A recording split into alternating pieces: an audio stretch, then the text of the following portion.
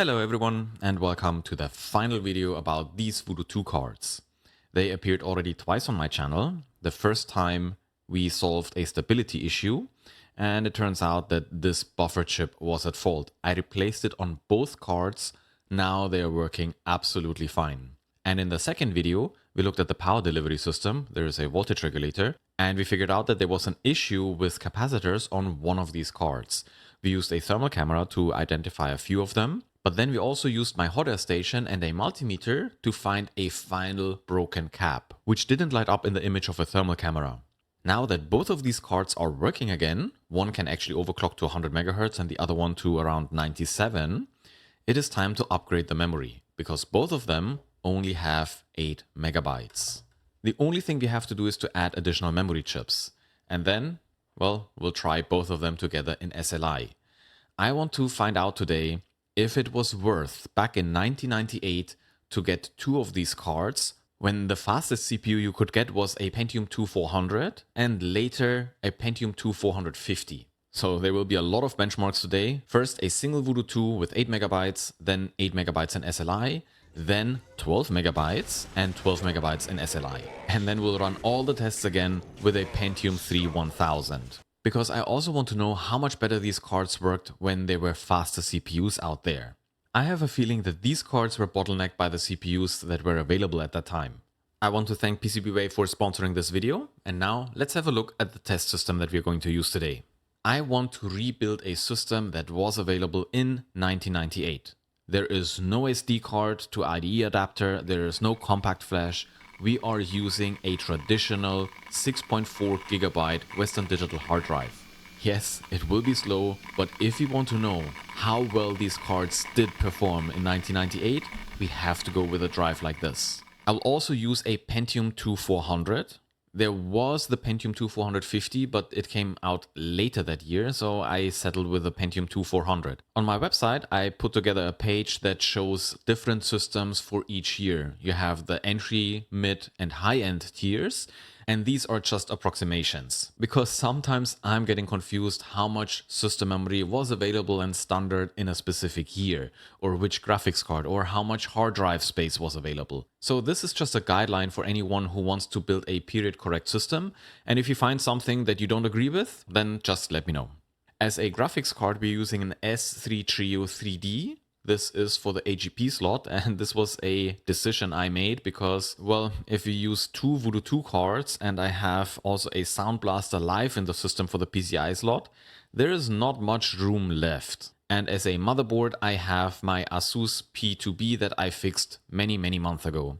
And finally, for system memory, we use one 64 MB stick and one 32 MB stick for a total of 96 MB. Okay, then let's just jump into the benchmarks and see how these cards perform at the moment at 8 MB, and I will already show you the performance of the two CPUs, the Pentium 2 400 and the Pentium 3 1000. Now, while editing the video, I noticed that I didn't mention something very important. All my test results are taken at a resolution of 800 by 600 because then I can compare an 8 MB Voodoo 2 to a 12 MB Voodoo 2. The higher resolution of 1024 by 768 is only available if you run two Voodoo 2 cards in SLI. I do not use this resolution in any of my tests. The first benchmark is 3D Mark 99, and I focus here now only on the score. If you're really interested in the individual scores, then at the end of the video I will show all of them but without commentary. So in 3D Mark 99, my Voodoo 2 with 8 MB and a Pentium 2 400 scores around 2000 points. Putting two of these cards together does not double the score, but we get around 600 points extra. This does look like our Pentium 2 is holding our cards back, but we can only be certain when we look at the Pentium 3 1000 scores. And here we can see that the Pentium 3 1000 pushes our single Voodoo 2 card to almost the same level as a Pentium 2 with 400 MHz, but with two Voodoo 2 cards. If we put a second Voodoo 2 card in our Pentium 3 system, we're increasing the score by another 1500 points. So yes, it looks like our Voodoo 2 cards are definitely held back by a slower CPU. So if you bought an SLI setup back in 1998, you really couldn't take advantage of it until later. Let's move on to Unreal. The SLI setup with a Pentium 2 400 doesn't really give you a lot more performance, but it is still better than running a single Voodoo 2 card on a Pentium 3 1000. The real benefit comes when you're running an SLI setup with a faster CPU. Next up is half-life, and this benchmark should be taken with a grain of salt because I couldn't get any built-in benchmark to run. I used the original half-life, and in there I just used a command that turns Gordon Freeman one time around himself, and then you get a score at the end of this. So yeah, and here we can see that the Pentium 3 1000 doesn't really perform better than a Pentium 2 400 when you have a single Voodoo 2 card.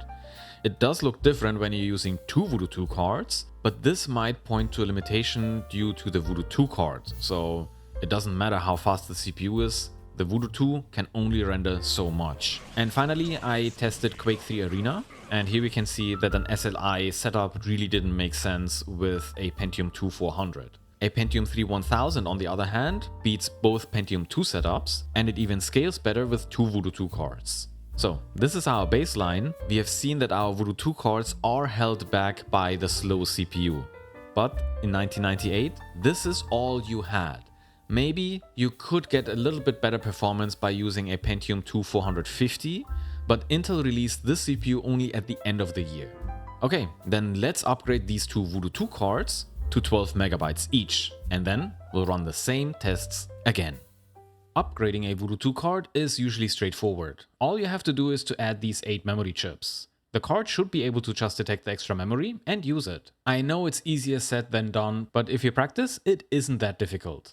And remember, no one is born a master. And I also started from zero, and suddenly I found myself designing PCBs, creating memory boards and solutions for vintage hardware. I'm glad that PCBWay saw potential in my channel almost 3 years ago. At that time, I had no idea how to design a printed circuit board. Today, you can find all my projects on PCBWay's shared project space. Ordering one of my projects, or any other project you find or make yourself, is very simple. With a few clicks, you can customize your order parameters, like thickness, color, and finishing. And if you really don't want to get your hands dirty, then you can request PCBWay's assembly service with just one click.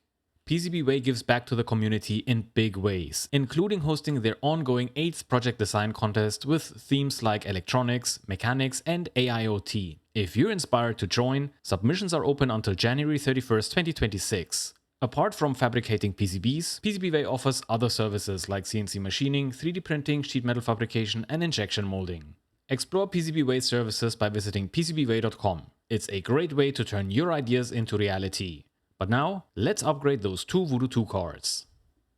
I also will go ahead and replace the memory chips that I put on this card. I first thought there was a problem with the memory, but it turned out to be the buffer chip.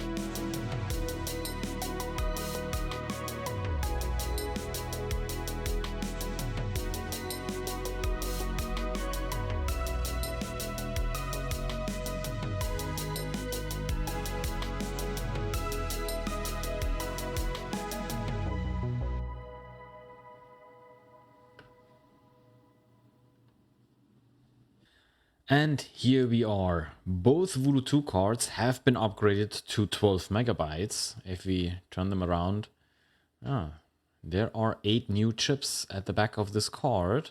They do look a little bit different from the ones that are already on the board, but they were also made in 1998. Just the font is a little bit lighter, so I took those ones from a donor board.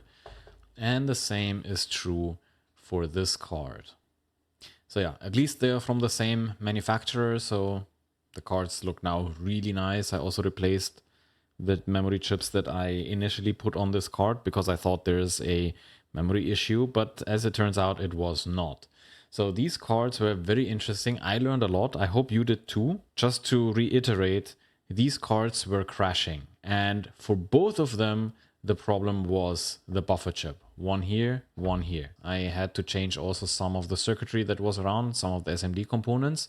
Check my last 2 videos about these cards because I think they were really, really interesting. So yeah, if you have a Voodoo 2 card that doesn't play nicely, maybe these 2 videos and this one today will help you to figure out what's wrong with your card and to upgrade them for better performance.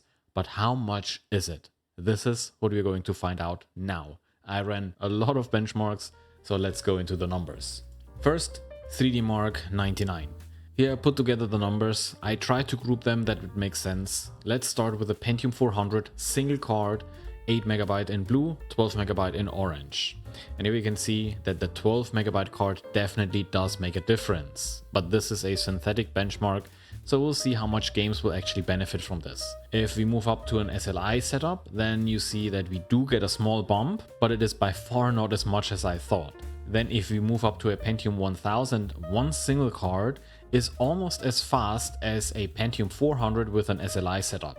So yeah, if you had a Pentium 400 in SLI and you compared it with someone with a Pentium 1000 with a single card, you actually did perform better in this benchmark with an SLI setup and a comparably slow CPU. Now, the real benefit comes when you have an SLI setup for a Pentium 1000 because then you see real performance gains. It's much bigger than we have seen from the Pentium 400 going from a single card to an SLI setup. So yeah, this actually makes sense. That suggests that a Pentium 400 is not fast enough for a Voodoo 2 SLI setup. It doesn't matter if it's 8 or 12 megabytes. So let's move on to Unreal. And in Unreal, it doesn't make any difference if you have an 8 megabyte Voodoo 2 or a 12 megabyte Voodoo 2. Yes, if you slap 2 cards in it, you will get a benefit, but 8 to 12 megabyte doesn't make a difference. So Unreal seems to be so well optimized that it doesn't really benefit from extra texture memory. Let's move on to Half-Life. It's a very strange kind of benchmark, so don't take this as a reference, but I just wanted to try another game this time. And here we can see exactly the same results what we've seen in Unreal. Half-Life doesn't benefit from extra texture memory. It does benefit if you put in a second Voodoo 2 card, but the change is much more noticeable with a faster CPU. And now let's move on to the most interesting one of the benchmarks that I have, and that's Quake 3 Arena. And here we can see a difference between 8 and 12 megabyte in every single test. So 12 megabytes is definitely better in Quake 3 Arena than 8 megabytes. But let's start with a Pentium 2 400. We see that an SLI setup doesn't really give you a lot of extra frames. Actually, it's maybe just 2 or even 1 frame extra, which means the Pentium 2 400 is too slow. It's the bottleneck. Let's move on to a Pentium 3 1000, and here we can see better scaling, but it is still not as good as doubling the performance by adding a second card. The Pentium 3 1000 with a single Voodoo card outperforms the Pentium 2 400 with an SLI setup, and if you slap a second card into the Pentium 3 1000, well, then your setup is running away from the other 3 systems. And this is then also the largest gap between the 8 megabyte and the 12 megabyte card. We are almost getting 10 frames per second extra. So yeah, these cards work perfectly now. We fixed the crashes, we fixed the power delivery, we upgraded them from 8 to 12 megabytes, and they work in SLI and also individually. This is what we already did before. So now it's your turn. Let me know in the comments what you think about the entire series of these Voodoo 2 cards if you want to, and take the few moments to give this video a like. And that is all I have for you today. Thank you PCBWay for sponsoring this video. Thank you for watching, and a big thank you to all my Patreons as well. If you want to support this channel for more videos like this, head over to Patreon and pick one of the membership tiers. There's a Discord server, you'll get early access to the videos I publish, and you have an easy way to contact me. Okay, and I will pack up these cards now and send them back to their owner, and I hope to see you in the next video. Take care and bye bye.